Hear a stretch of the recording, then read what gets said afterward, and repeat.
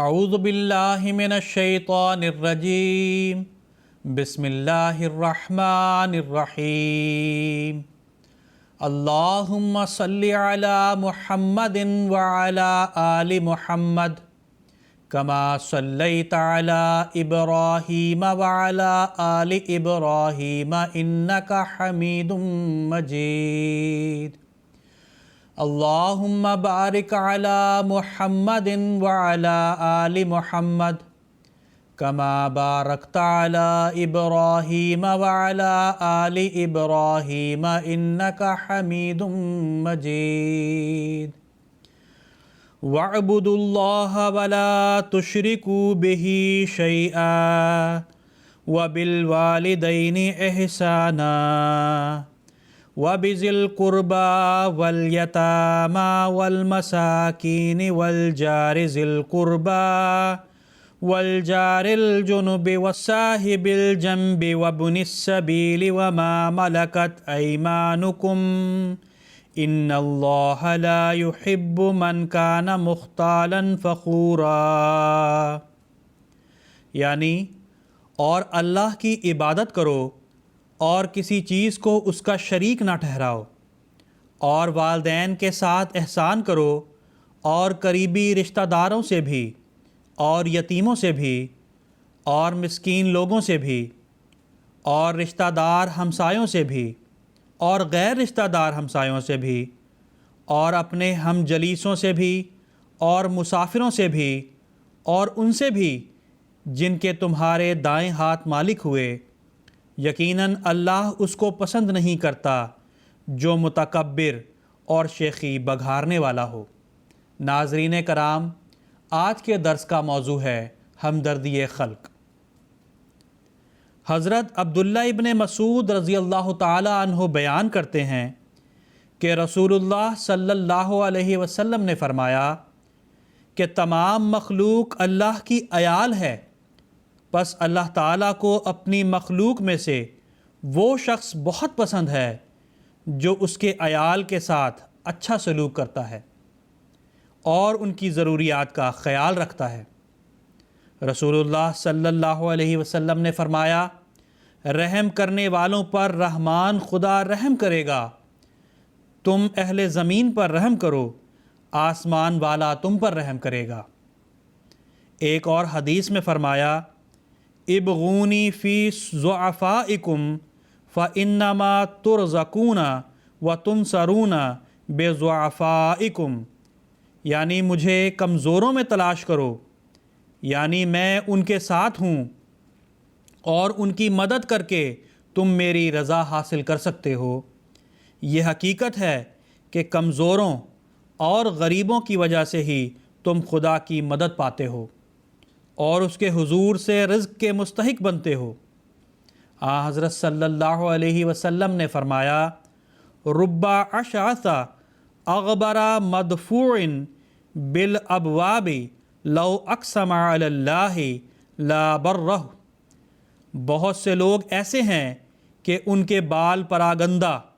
اور غبار آلود ہوتے ہیں، یعنی بظاہر معمولی نظر آتے ہیں، دروازوں پر سے ان کو دھکے دیے جاتے ہیں، لیکن اللہ تعالیٰ پر بھروسہ کرتے ہوئے اگر وہ قسم کھا لیں کہ ایسا ہو تو خداوند تعالیٰ ویسا ہی کر دیتا ہے۔ حضرت ابو ہریرہ رضی اللہ تعالی عنہ بیان کرتے ہیں کہ حضرت صلی اللہ علیہ وسلم نے فرمایا، تم جانتے ہو مفلس کون ہے؟ ہم نے عرض کیا، جس کے پاس نہ روپیہ ہو نہ سامان۔ حضور صلی اللہ علیہ وسلم نے فرمایا، میری امت کا مفلس وہ ہے جو قیامت کے دن نماز، روزہ، زکوٰۃ وغیرہ جیسے اعمال لے کر آئے گا، لیکن اس نے کسی کو گالی دی ہوگی اور کسی پر تہمت لگائی ہوگی، کسی کا مال کھایا ہوگا اور کسی کا ناحق خون بہایا ہوگا یا کسی کو مارا ہوگا، پس ان مظلوموں کو اس کی نیکیاں دے دی جائیں گی، یہاں تک کہ اگر ان کے حقوق ادا ہونے سے پہلے اس کی نیکیاں ختم ہو گئیں تو ان کے گناہ اس کے ذمہ ڈال دیے جائیں گے اور اس طرح جنت کی بجائے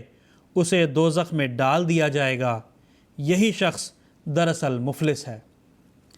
آپ صلی اللہ علیہ وسلم فرماتے ہیں کہ جس شخص میں 3 باتیں ہوں گی اللہ اسے اپنی رحمت اور حفاظت میں رکھے گا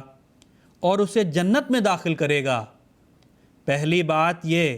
کہ وہ کمزوروں پر رحم کرے، دوسری یہ کہ ماں باپ سے محبت کرے، اور تیسری یہ کہ خادموں اور نوکروں سے حسن سلوک کرے۔ حضرت خلیفۃ المسیح الثانی رضی اللہ تعالی عنہ فرماتے ہیں، اسی طرح میں عورتوں مردوں کو یہ نصیحت کرتا ہوں کہ وہ صدقہ اور خیرات اور دوسرے طریقوں سے غریبوں محتاجوں کی مدد کرنے کی کوشش کریں۔ میرے نزدیک وہ عورت یا مرد مسلمان نہیں جس کے دل میں کسی غریب کو دیکھ کر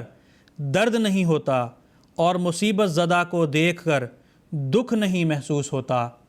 جس شخص کی نظر اپنے ہی دکھ درد تک محدود ہو وہ مومن کہلانے کا مستحق نہیں ہے۔ حضرت مسیح موعود علیہ السلام فرماتے ہیں،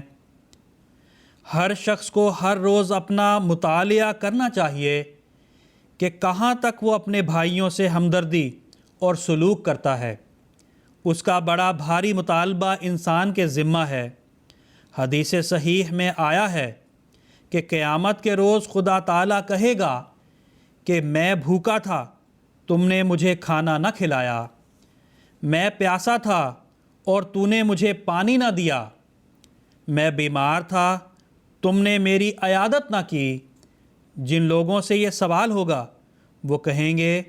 کہ اے ہمارے رب، تو کب بھوکا تھا جو ہم نے کھانا نہ دیا، تو کب پیاسا تھا جو پانی نہ دیا، اور تو کب بیمار تھا جو تیری عیادت نہ کی۔ پھر خدا تعالیٰ فرمائے گا کہ میرا فلاں بندہ جو ہے وہ ان باتوں کا محتاج تھا مگر تم نے اس کی کوئی ہمدردی نہ کی، اس کی ہمدردی میری ہی ہمدردی تھی۔ دراصل خدا تعالیٰ کی مخلوق کے ساتھ ہمدردی کرنا بہت ہی بڑی بات ہے اور خدا تعالیٰ اس کو بہت پسند کرتا ہے۔ جب انسان خدا تعالیٰ کی رضا کے لیے ایک کام کرتا ہے اور اپنے ضعیف بھائی کی ہمدردی کرتا ہے تو اس اخلاص سے اس کا ایمان قوی ہو جاتا ہے۔ اللہ تعالیٰ سے دعا ہے کہ ہمیں حقیقی معنوں میں ہمدردی خلق کی توفیق عطا فرمائے۔ آمین۔ وآخر دعوانا ان الحمد للہ رب العالمین۔